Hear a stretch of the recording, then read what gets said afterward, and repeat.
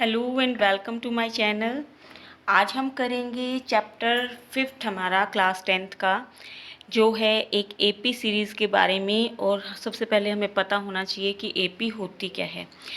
AP होती है arithmetic progression, जिसको हम हिंदी में समांतर श्रेणी भी बोलते हैं या समांतर श्रेणी भी बोल देते हैं। ये कुछ नंबर्स की सीरीज़ होती है और उन नंबर्स की जो खासियत होती है वो क्या होती है कि उनकी लगातार दो संख्याओं का अंतर एक समान होता है। जैसे यहाँ देखिए 3 और 8 का अंतर 5 है, 8 और 13 का अंतर भी 5 है और 13 और 18 का भी अंतर 5 है। और उस समान अंतर को हम बोल देते हैं सार्व अंतर। जैसे इस केस में सार्व अंतर हमारा है 5। और पहला पद नाम से पता लग रहा है कि इस एपी का जो पहले नंबर पे संख्या आ रही है वो हमारा पहला पद होता है। जैसे इस केस में बनता है हमारा 3। तो ये होती है हमारी समांतर श्रेणी। अगर कोई आपसे पूछता है कि जैसे ये है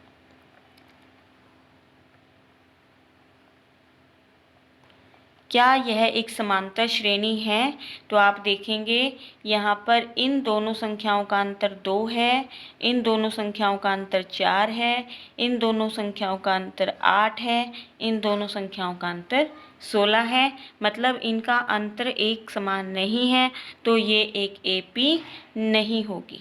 अगर एपी नहीं है तो आगे कुछ करने की ज़रूरत नहीं है। इसी तरह से कई बार हमें क्या क्वेश्चन मिल जाता है, हमें पोलिनोमियल की फॉर्म में वो दे देता है कि इसका कोई एपी है, उसका nth पद 3 + 4n है और हमें इसके पहले 4 पद पता करने हैं। तो पहले 4 पद हम कैसे निकालते हैं, n की जगह 1 रखोगे तो पहला पद निकल जाएगा, 3 + 4 7। अगर n की जगह 2 रखेंगे तो दूसरा पद निकल जाएगा,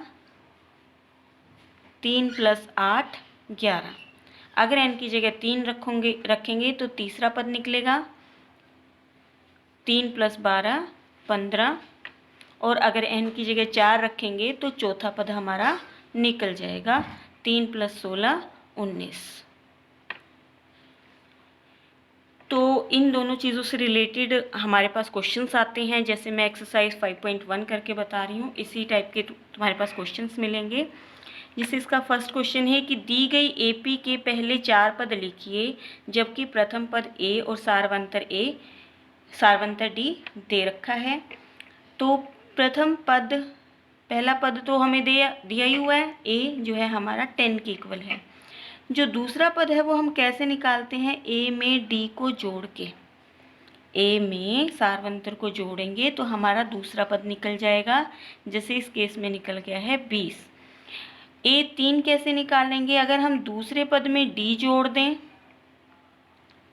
यानी 20 में फिर से 10 जोड़ दें तो हमारे पास तीसरा पद निकल आएगा। उसके बाद चौथा पद कैसे निकालेंगे, अगर हम तीसरे पद में फिर से D जोड़ दें तो हमारे पास चौथा पद निकल जाता है, जो कि है 40। इसी तरह से हमारे पास सेकंड क्वेश्चन है, A - 2 दिया है और D 0 दे रखा है।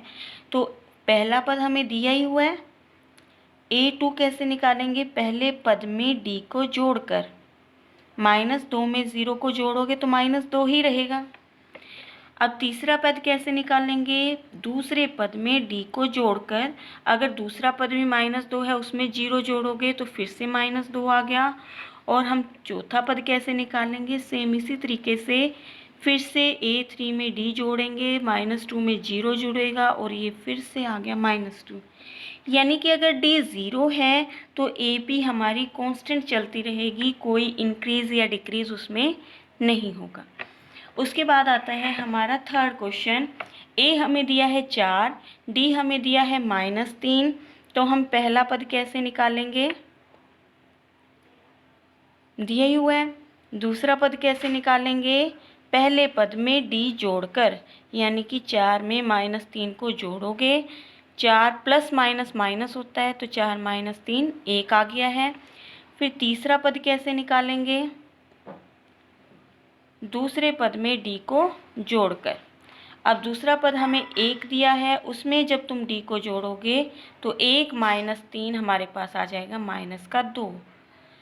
फिर चौथा पद कैसे निकालेंगे, a3 में d को जोड़कर, a3 हमारे पास माइनस 2 है, उसमें d को जोड़ेंगे तो हमारे पास आएगा माइनस 2 माइनस 3 यानी कि माइनस का 5।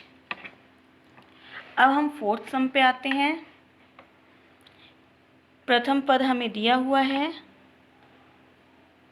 सेकंड d जोड़ेंगे, -1 में आधा जोड़ोगे तो माइनस का 1/2 बचेगा। a2 में d जोड़ोगे, -1/2 में प्लस का 1/2 करोगे तो दोनों कैंसिल हो जाएंगे और हमारे पास 0 बचेगा।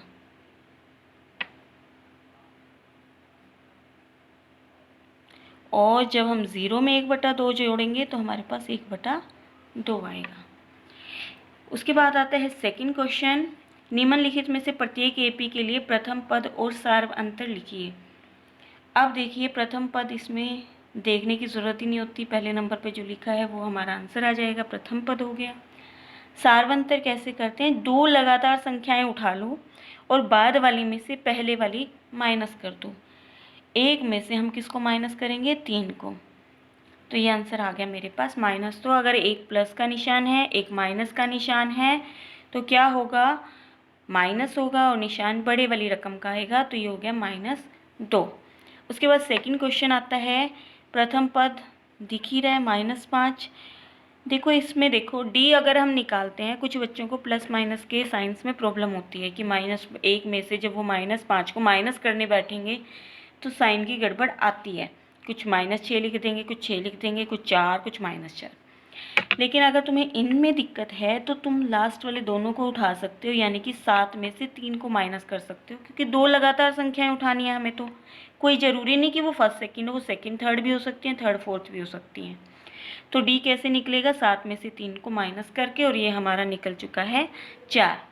इसी तरह से थर्ड क्वेश्चन है हमारा, ए देखने की ज़रूरत नहीं है, सामने दिख ही रहा है 1/3, और डी कैसे निकलेगा, सेकंड में से फर्स्ट को माइनस करके।